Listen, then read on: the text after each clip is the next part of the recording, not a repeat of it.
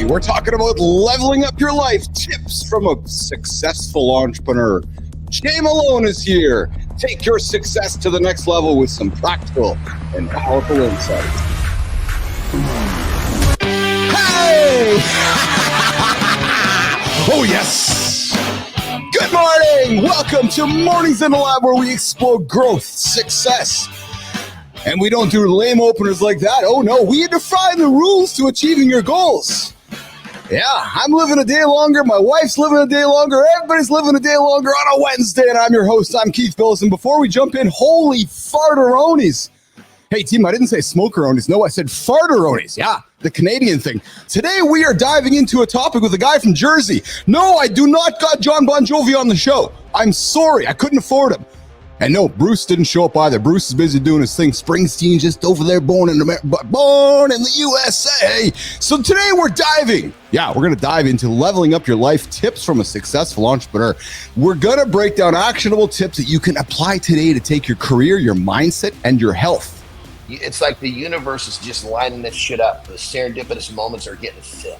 If you go back in time a little bit, before we had all these fucking goofy isolating machines, there was no such thing as core, because when you picked up a barbell, it was the only way to lift weights, your core was working. What does leveling up mean to you?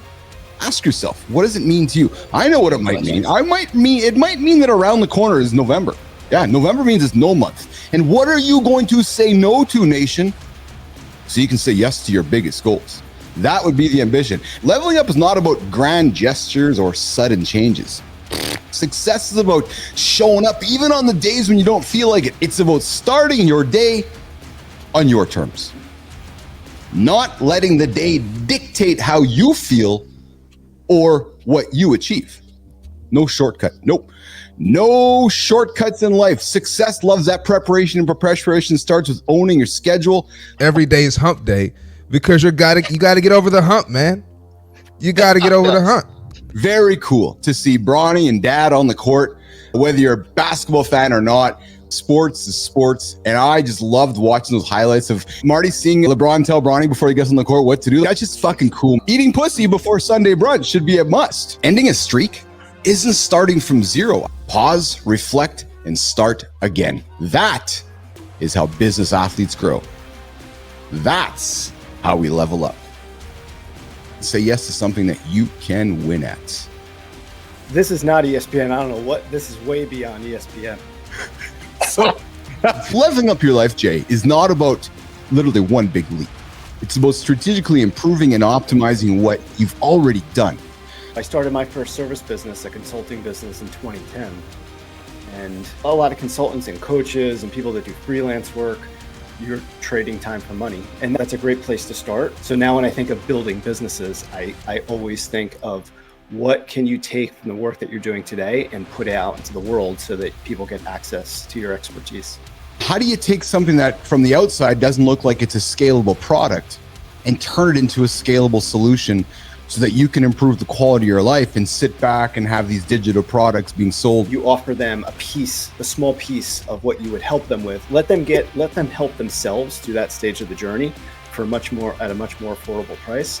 And when they're ready, you're going to be the person that they come to for help. I've had people that have done this and come back like a year or two later. Hey, I got this massive promotion and I have the money to work with you now. I'm ready. Leveling up is about creating systems, guys. Systems that allow you to scale without losing quality. I always tell my clients, let that motherfucker burn a little bit. Focus on controlling the movement.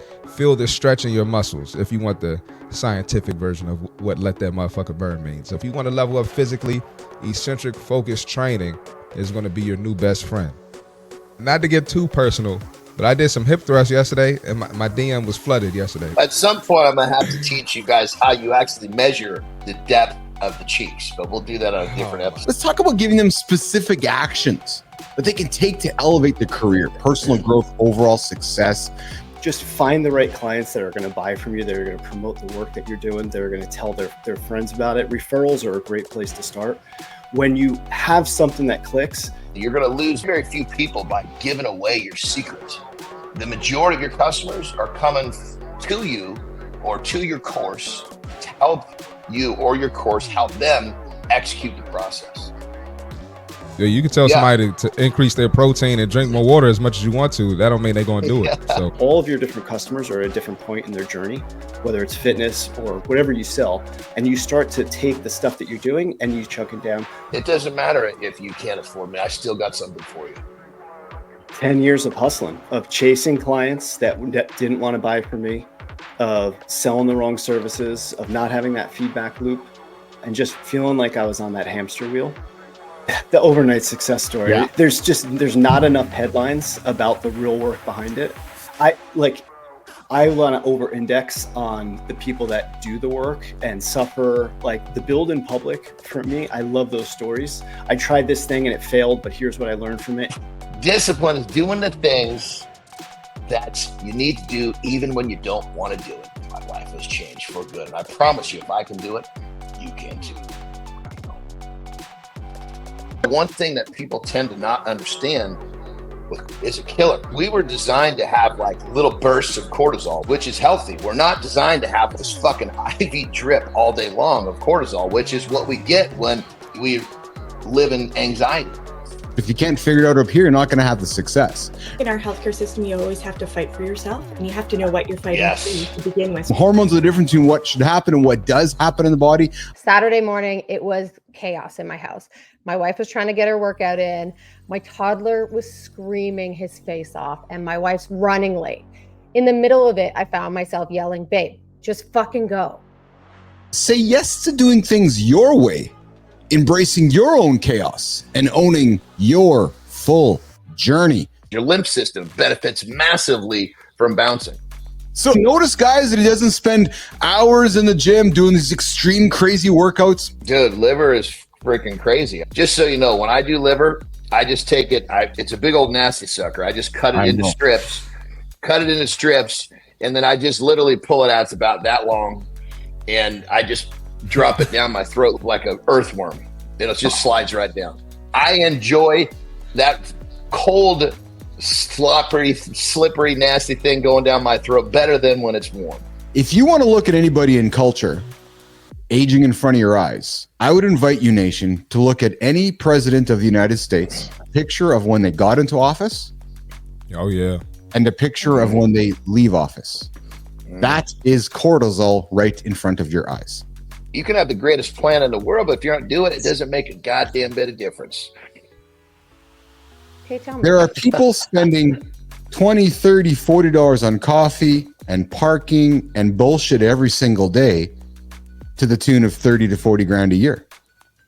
Trade in your Starbucks, trade in your foam, caramel, triple, latte, cream this, cream that, and start investing in some better food and set a goddamn time to go to bed on your phone, and shit'll start changing. Remember one simple thing here: the man who believes he can and the man who believes he cannot are both correct. Know that. Fuck average. Fuck no excuses. Fuck mental weakness. The simplest way, if you want to stay on top of your core, is to stay off the machines. Stay off the machines, and the core is going to take care of itself. If you're one of these people going to the gym, working your core so you can see your abs, shit, you need to go home and work in the kitchen to get your diet cleaned up. You're never going to see your abs if you are fueling your body with trash. Gyms have whole rooms dedicated to the fucking core, for Christ's sake. And all you got to do is stand in a squat rack and do some overhead press. Spot reduction works in the brain, not on the muscles. Push that plate away from your stomach on the table. Get it away from you. Stop eating so much. Stop eating the wrong food. Push the alcohol away. Push all the bad stuff away. If you don't have the consistency, it doesn't work. Okay, you stole my idea. Can you consistently execute it day after day? That's it right there. Here's the thing. You won't do what I choose to do. Nobody gives a shit what a parent or even a leader says. They care what a leader's willing to do. Now my kids will just come in the room while I'm in meetings, and I'll be like, listen, it's just my life, fam. Speaking of authentically, that's just my life. Yes. I'm not going to hide it. Merge yourself with all of yourselves in order to get the best version. Listening to that voice, listening to Regina tell me that's like the ugliest fucking shirt she's ever seen in her life is not going to help me. I need to do the things that are hard. I need to do the things that are uncomfortable if I'm going to grow. True growth comes when you stay true when you stay true to who you are while evolving and scaling your impact.